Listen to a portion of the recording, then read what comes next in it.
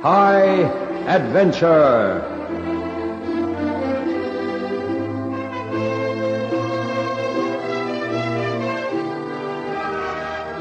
Tonight, Ron Evans gives us a special Christmas adventure in his story, A Firing Squad for Christmas.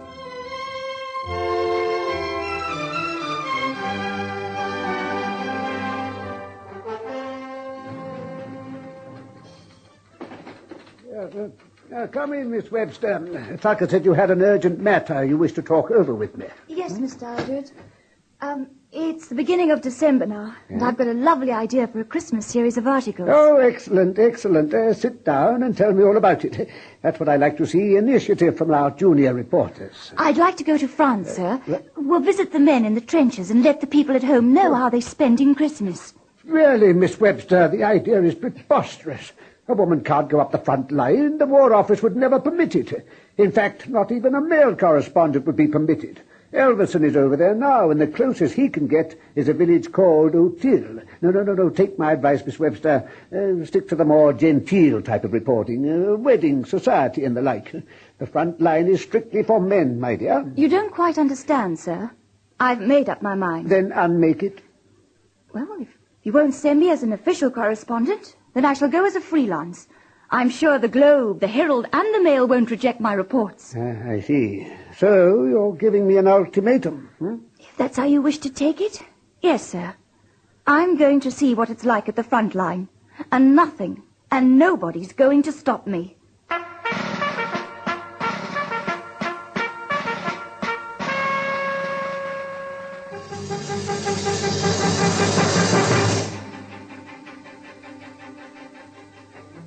Miss Cathy Webster was a pretty young thing of 22.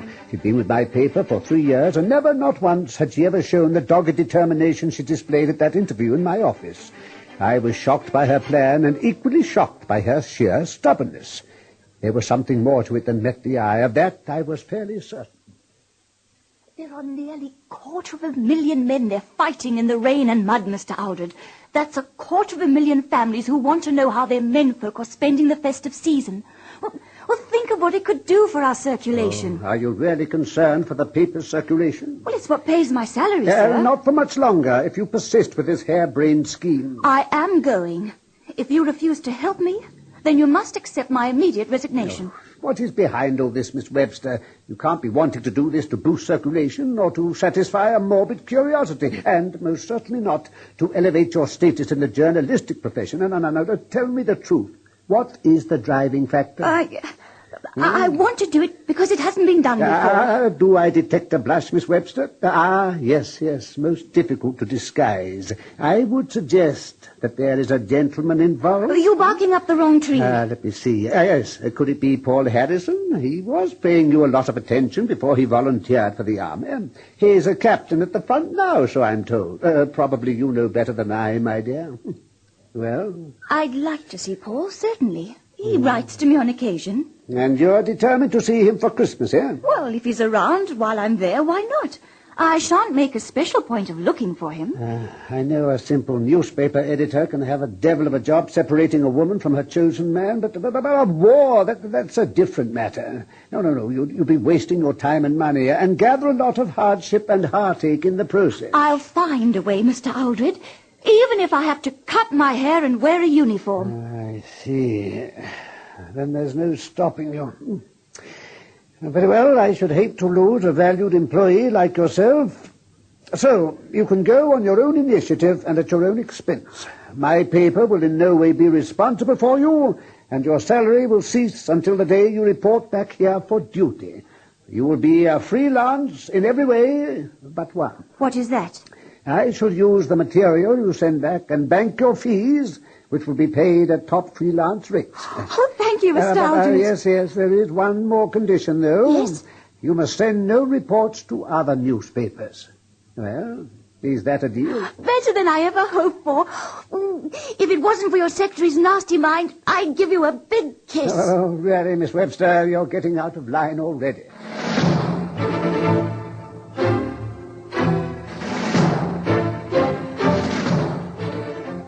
It was December 1914, and the First World War was in its very early stages. The The fighting between the French and British on one hand and the German invaders on the other had been bogged down to a dreary series of attack and counterattack from one line of muddy trenches to the next. At that time it was still possible for a British civilian to cross the English Channel and travel to Paris without a pocket full of military visas. But travel east of Paris was taboo to any foreigner excepting extraordinary circumstances. As a result, on the 18th of December, Cathy found herself stuck in Paris. From there, she sent me a report on the petty officiousness of the French and the high-handed officiousness of the British. I published it and drew a storm of controversy, and circulation was boosted by 10,000 copies. After exhausting all the official channels to get a visa, Cathy took to less conventional means to meet her end. She visited a number of underground drinking parlours in the French capital. You know, miss, I can't believe you're English. You been here long? A week. I've been here a couple of months. On business? Yeah, sort of. I know you bought me this drink, and I know you're going to think it very rude of me when I call you a liar, Mr. Wickens. Hey, what's that? I've been watching you very closely. The girls in the bar eye you with, well, a mixture of respect and fear. You run them, don't you? Oh yes, well, that's very perceptive of you, miss. You like to join our happy little group? Be quite a novelty having an English girl. You can drop that idea this instant, Mr. Wickens. I'm here on genuine business. Well, what other kind of business could a pretty girl like yourself be doing in a place like this? You're an army deserter, aren't you? How do you know? I mean, what gives you that idea? Female intuition. Desertion is a capital offence, you know. Firing squad and all that. Yeah, what you getting at? I want your cooperation, and I can make it financially worth your while. I need a loosely fitting army uniform, Royal Artillery, 10th Brigade. Can you get it for me? For £5. 10? 10 only, if you get it for me by 9 tomorrow morning.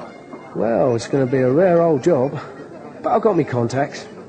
All right, 9 o'clock sharp. And another £10 if you can get me a fully stamped military visa that will take me to the front.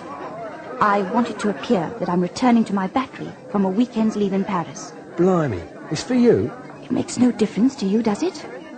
Well, is it possible? Well, pass is easier than the uniform. What name do you want on it? John Francis, hang on. I'll use my own surname, Webster. Gunner John Francis Webster. I'm staying at a pension, Rue de Mail, Hôtel Étranger. Got it. 9 prompt. How about an advance? Cash on delivery, Mr. Wickens. Just like your girls.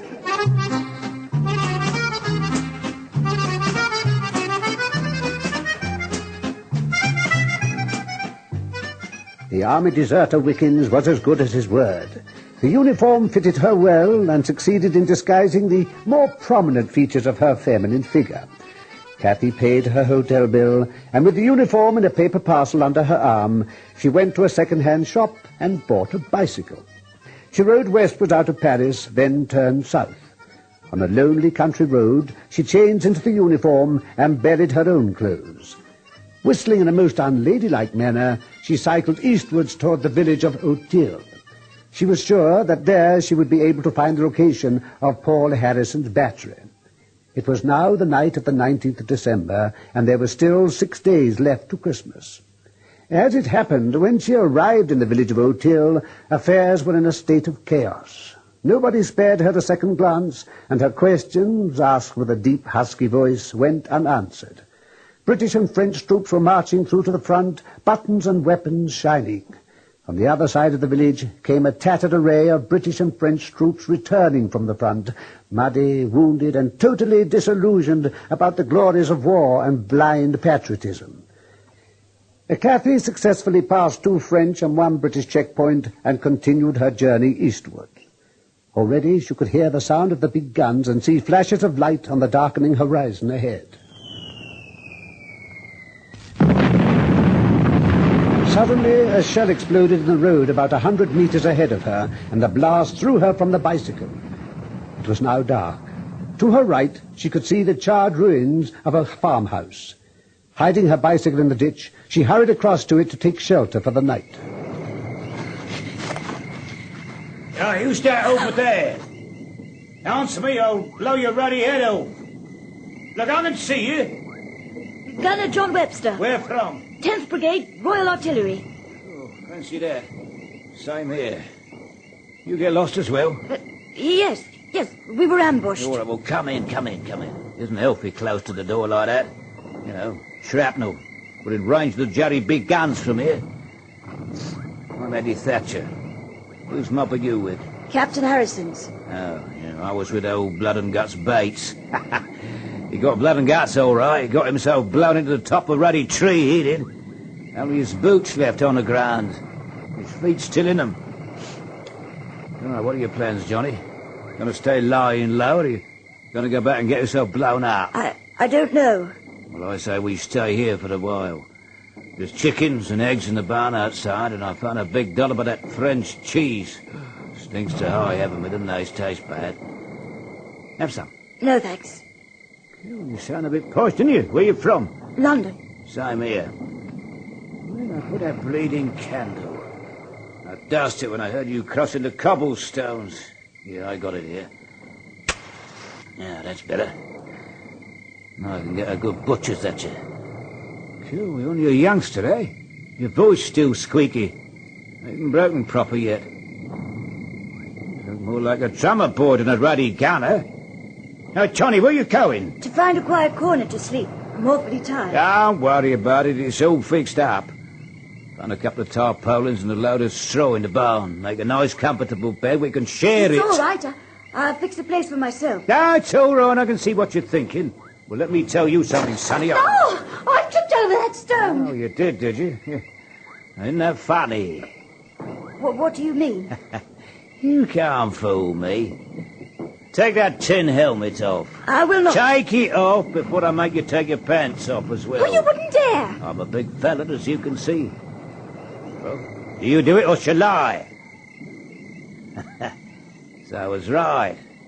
There's no ruddy soldier in the whole British Army with a fancy haircut like that. Now tell me something, darling. What's a pretty girl like you doing up here at the front?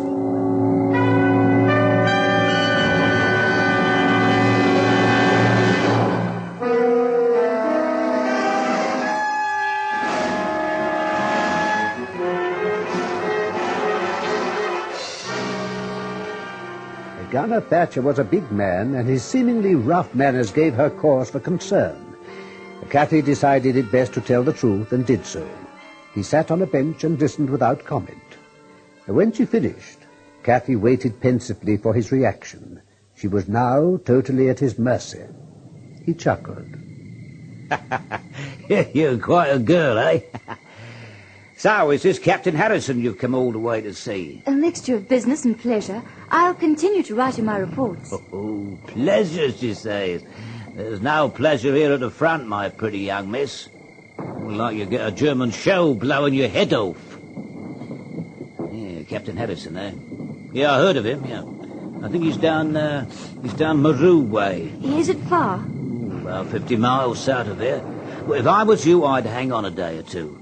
There's a story going round that his battery's moving out this way. Can't very well stay here, can I? Well, it's as good a place as you'll find in these parts. Can't go much further forward or you'll be in the trenches. Well, I've got the uniform. I can continue pretending I'm a man. In the ruddy trenches? They'll find you in 2 hours flat, I'll tell you. Look, can you imagine what they'll do to you finding a pretty young thing up there, eh? A great batch of men who've been shelled and machine-gunned for weeks and weeks and weeks. Blimey, I shudder to think. Now, look, you stay where you're safe from everything except a direct hit from a jelly shell. The burly gunner made her a comfortable bed, and they spent several hours talking before she fell asleep. That night she gleaned enough information to write at least 3 more reports. The problem was going to be sending them back to Paris and avoid the usual military censorship. Although she was not going to give away any secrets, she was critical of many things the military would not approve of. She awoke next morning, and he gave her some tea in a tin mug. Hello. What's going on here? Oh, blimey, Mr. Sergeant. Having a ruddy picnic, are we? So this is where you've been hiding, eh, Thatcher? I was ready to book you down as dead, missing, or deserted. And who's your friend? Yeah, where are you from, sonny? Hang about. You're a funny-looking soldier with hair like that. Stand up. Come on, you heard me. Attention! I'm sick. None of your nonsense now. Who's this you've been kipping with, Thatcher? Well, I'll be darned. A woman know this. Where'd you pick her up? Look, I'm sorry, Kathy. Look, I think you better tell him the truth. No, but it's all right. She's English, Sarge. Shut your mouth, Thatcher. Get yourself down the road to the battery as fast as your big feet will carry you. I'll deal with this situation. Yeah, but Sarge, look, you don't understand. Go, or I'll have you charged with desertion. Please, Eddie, I'll be all right. Think of yourself. All right. I'll let your captain know just as soon as I can, miss. I swear it. Thank you, Eddie. Well, miss, you could be English, and then again you might not be. What do you mean by that? The Jerrys have been using women spies, and a lot of them talk English like you. All posh-like. No, don't sit down. I'm taking you for a walk to brigade headquarters, lady. A lot of men are getting killed through women like you. Don't be ridiculous, Sergeant. I'm not a spy. I'm as English as you are. My name is Catherine Webster, and I'm a freelance journalist. I'm on my way to the front to observe and make reports. You got written permission? Well, no, not exactly. You must have come through a dozen or more checkpoints. Where's your pass? Here. See. Yeah, but according to this, you're John Webster. I disguised myself as a soldier, as you can see. False document and disguised as a British soldier. To my way of thinking, lady, that makes you a Jerry spy. Why, that's absurd. Absolutely ridiculous. Well, then prove that you're who you say you are. Well, I can't at this moment. I had to leave my proper identification papers back in Paris. Bloody convenient. I bet most of the German spies say the same thing. Now, just you start walking for the door with your hands on the back of your head. I'll be right behind you, and make no mistake. One move to run away and I'll shoot you dead. Not that it'll make much difference. It's the firing squad for you anyway.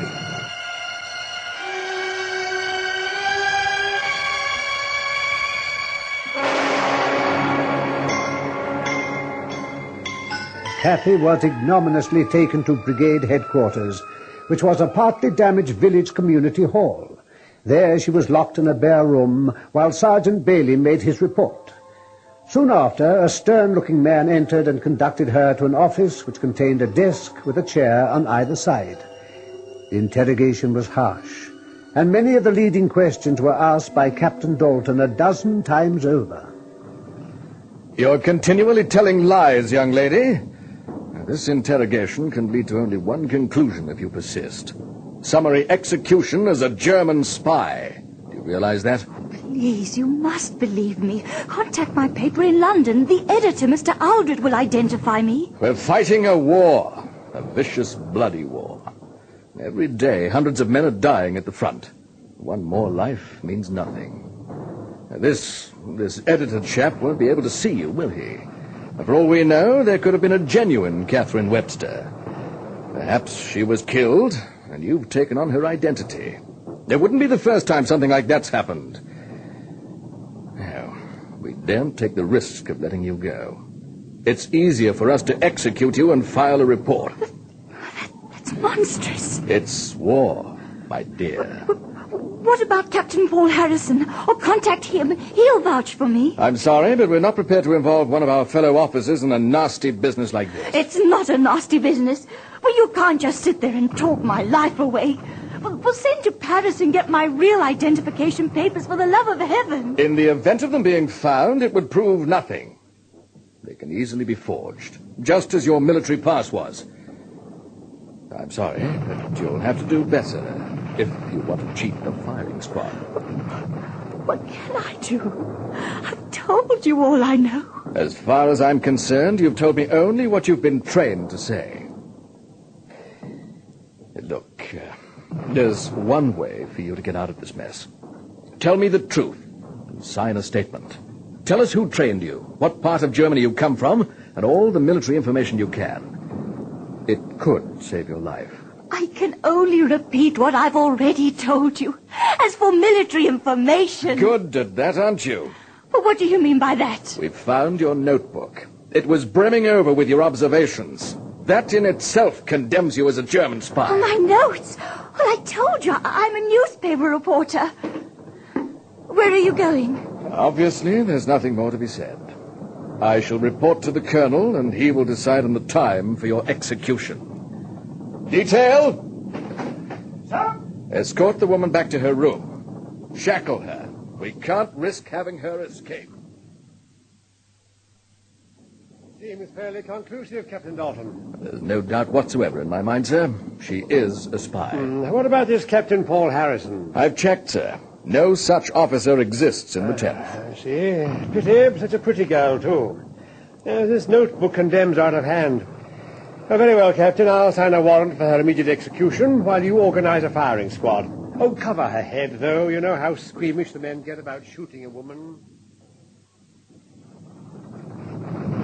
I had a right old time getting to see you, sir, but why should I tell you a lie? Damn it, man, I'm not calling you a liar. It's just so astonishing. Kathy, here at the front. I talked to her for hours, sir. I'm making no mistake. She told me everything. She was taken to brigade headquarters, you say? That's right. Oh, Colonel Radcliffe will be giving her a sharp telling off, mark my words. I've a good mind to let her sit there and sweat it out until tomorrow. She got a nerve coming all this way to write reports for old Aldred, eh? I bet he craftily put her up to it, the old devil. Look, if you ask me, sir, she really came to see you, sir, for Christmas. Silly girl. What kind of Christmas party does she expect to have here? A few snorts and a turkey leg in the officers' mess? She wouldn't be allowed in there for a start. Oh, well, I'd better hand over to Captain Rigby for a while, and I'll pop over to headquarters. Thought I was in the 10th, did she? Just like a woman to get a man's battalion number all wrong.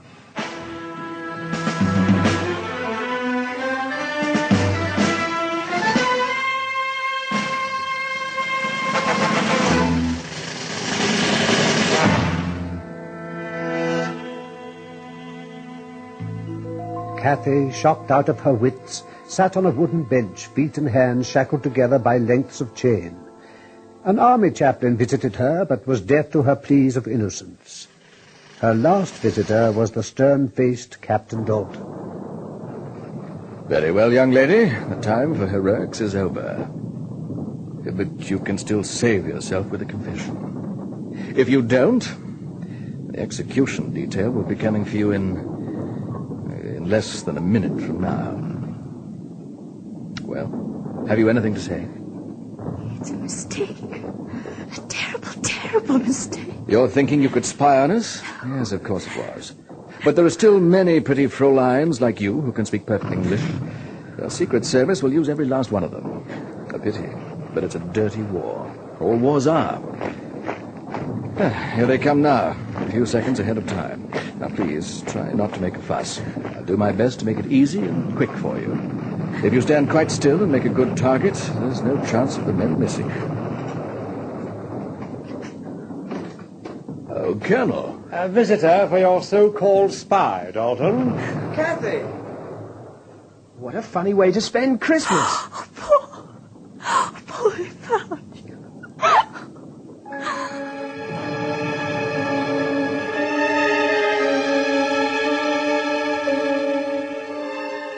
It was both embarrassing, yet a relief to the elderly Colonel Radcliffe. To have shot Cathy would have raised a terrible hullabaloo in a very short time, and he would have been fully responsible. Captain Paul Harrison's positive identification assured her release into his custody. Of course, she would have to be sent back to Paris as soon as possible, so the wily old colonel, to salve his own conscience, gave Captain Harrison a week's leave in Paris as Cathy's official military escort. It ended well, and Cathy's newspaper reports later caused more storms of controversy, much to my delight.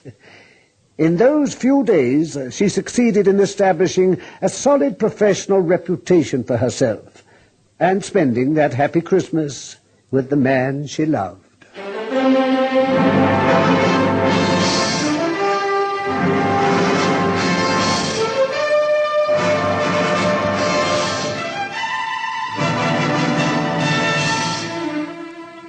High Adventure is produced by Henry Diffenthal